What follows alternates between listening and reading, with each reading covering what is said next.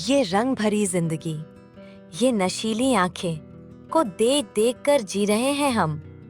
अब आप ही बताओ, ठंड में कहाँ जाएं हम? 52 की उम्र में सुमित्रा, खुद को 21 का समझने वाली, जनवरी की ठंडों में कपकपाती आवाज में गाना गाते हुए सुमित्रा अपनी मॉडर्न ड्रेस को देखते हुए बोलती है, मुझे देखकर कौन ही कहेगा कि मैं 52 साल की हूँ। आजकल की लड़कियां तो मेरे सामने आंटी लगेगी, और ये आंखें और बाल बिल्कुल परी की तरह।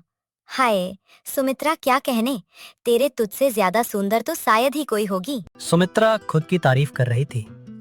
तभी कमरे में सुमित्रा के पति शिवराम आते हैं। अरे जाओ, तुम्हारी ये जवानी बुढ़ापे में जवानी ढूंढ रही हो, कहीं ठंड से सुकर न जाओ। आपने तो पूरी जिंदगी यूं ही बुढ़े होकर निकाल दी, आपको तो कुछ अच्छा ही नहीं लगता। मैं तो अब भी जवान ही हूँ। तो मैं क्या तुम्हारी तरह मॉडर्न ड्रेस पहनकर घूमूं, या जीन्स टॉप पहनकर तुम्हारे साथ फिल्म देखूं सिनेमा जाकर? तुम्हें मेरे साथ कहीं नहीं जाना है। नाश्ता बन गया है डाइनिंग टेबल पर, चलो नाश्ता ठंडा हो रहा है। अरे तुम चैन से खाने दोगी? सुमित्रा को शिवराम की बातों से कोई फर्क नहीं पड़ता है। सुमित्रा सिर्फ अपने मेकअप और अपनी ड्रेस पर ही ध्यान देती हैं और नाश्ता करने के लिए जाने लगती है। उनको क्या पता, मेरी चमचमाती जवानी के बारे में हमेशा उल्टा ही बोलते रहते हैं। अपनी तारीफ करते हुए सुमित्रा डाइनिंग टेबल पर पहुंचती है। गुड मॉर्निंग मेरे बेटे, मेरी नई ड्रेस कैसी लग रही है? माँ, आप तो किसी कॉलेज की सुंदर लड़की जैसी लग रही हो। बस तुम्हारे मुंह पर जो दाग।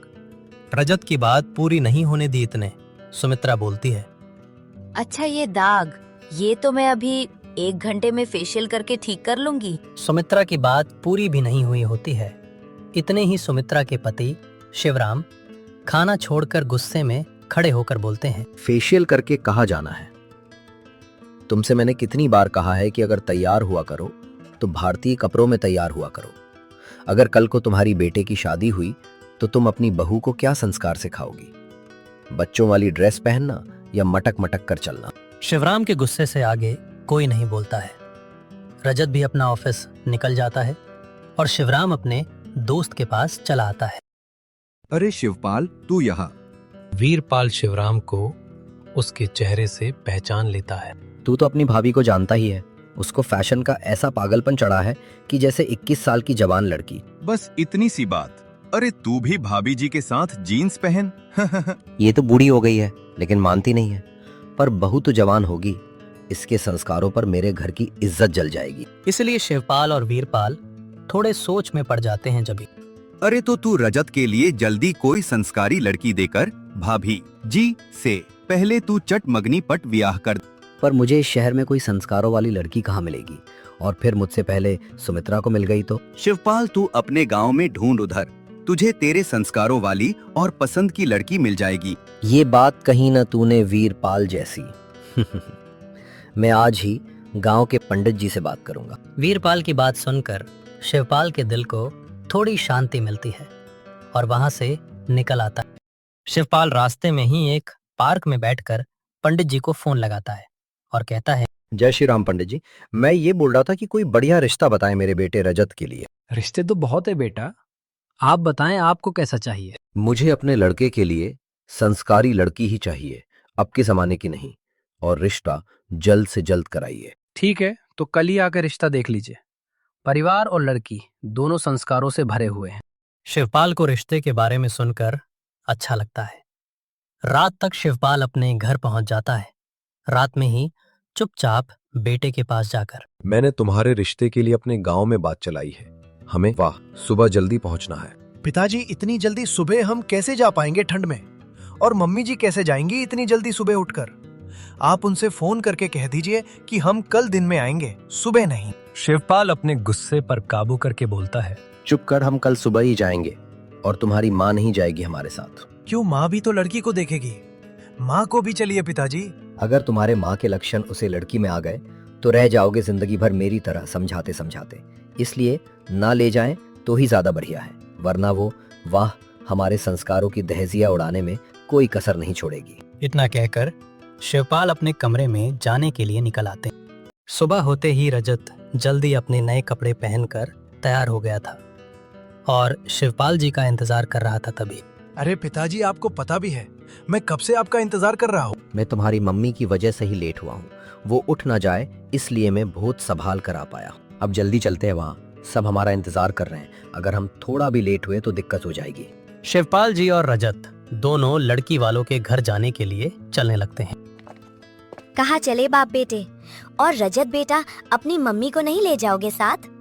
अच्छा चलो ये बताओ, मेरा नया लहंगा कैसा है? शिवपाल जी और रजत अचानक से डर जाते हैं। शिवपाल जी के मन में एक डर का माहौल बन जाता है।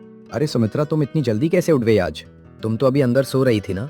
और अब कौन सी नई जवानी का भूत चढ़ा है जो तुमने ये अपनी शादी का लहंगा पहन लिया है? सुमित्रा जी थोड़ा गुस्से में जवाब देती हैं। क्या लगता है आपको, आप मुझसे पीछे कुछ भी करोगे और मुझे पता भी नहीं चलेगा? मेरा नाम भी सुमित्रा है। मुझे बिना बताए रिश्ता देखने जा रहे हो और मुझे पता भी ना चले। शिवपाल जी मन ही मन सोचते हैं, अब इसको कैसे पता चल गया? अब हो गया सत्यानाश। सबकी बात पूरी भी नहीं हुई होती है, इतनी ही सुमन की एंट्री होती है। सुमन सुमित्रा की स्कूल की सहेली थी। सुमन की शादी वही हुई थी जहां शिवपाल जी रजत के लिए रिश्ता देखने जा रहे थे।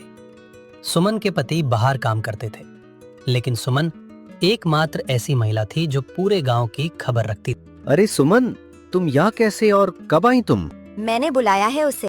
हाइये जिज्जी, हमने तुमसे बिल्कुल सही कही थी कि जीजा जी रिश्ता देखन जाइए। सुबह तुम सिदोसी उठ जाइयो और तुम जिज्जी मानी नाय रही थी। जिज्जी, हमाओ नामू सुमन है। चाय रोटी नाय बन पाए घर में, लेकिन गांव की एकू बात हमें नाय पतो होई।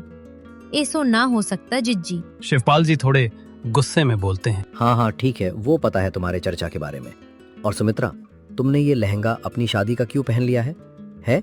वहाँ तुम्हारी शादी के लिए नहीं जा रहे हैं, वहाँ रजत के लिए लड़की देखने जा रहे हैं। तभी बीच में सुमन बोल पड़ती है, अरे जीजा जी, जिज्जी को भी ले चलिए ना, उनको बिना कैसे होगी लड़की फाइनल। शिवपाल जी सोचते हैं, अब इनसे कुछ कहना ही बेकार है। अब तो इनको ले जाना ही पड़ेगा, वरना लड़की वाले हमारी राह देखते रह जाएंगे। शिवपाल जी कहते हैं, ठीक है, पर सुमित्रा वहाँ मेरी और हमारे संस्कारों की इज्जत रखना। शिवपाल जी ये बात बहुत ही शर्मिंदा होकर बोलते हैं और लड़की वालों के घर जाने के लिए निकलते हैं। राम राम जी, आपको कोई आने में दिक्कत तो नहीं हुई?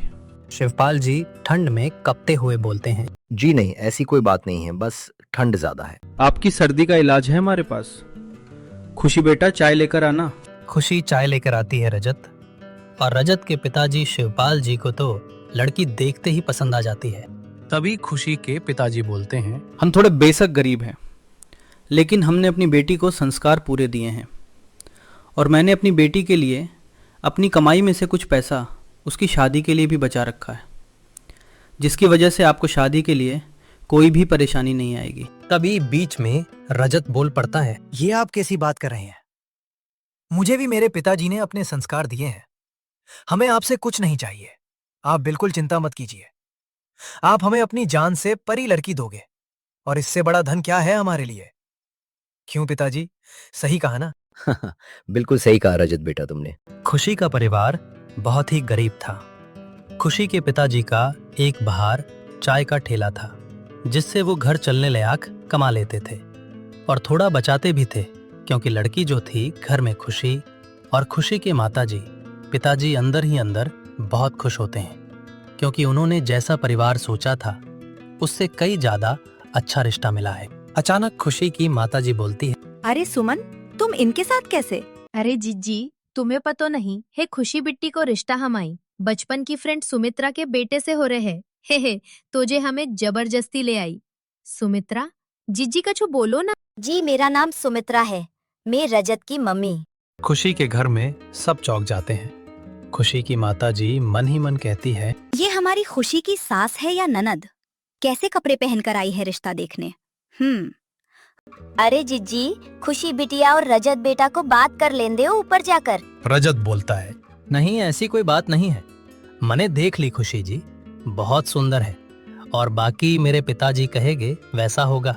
तुरंत ही वाह पंडित जी भी प्रकट हो जाते हैं। और शिवपाल, कैसा लगा रिश्ता? शिवपाल जी जल्दी से पंडित जी के बगल में जाकर बोलते हैं, पंडित जी आपका बहुत बहुत धन्यवाद। हमें जैसा रिश्ता चाहिए था बिल्कुल तुमने हमें वैसा ही रिश्ता दिलवाले हैं।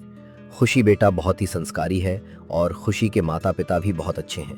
आपने मुझे बिल्कुल सही रिश्ता बताया है। रिश्ता दोनों ही घरों को पसंद था।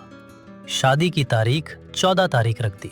हमने तो रिश्ता तय कर लिया, पर आप अगला पार्ट देखने के लिए हमारे चैनल विकास की कहानी को अभी सब्सक्राइब करो और अपने दोस्तों को वीडियो शेयर करो।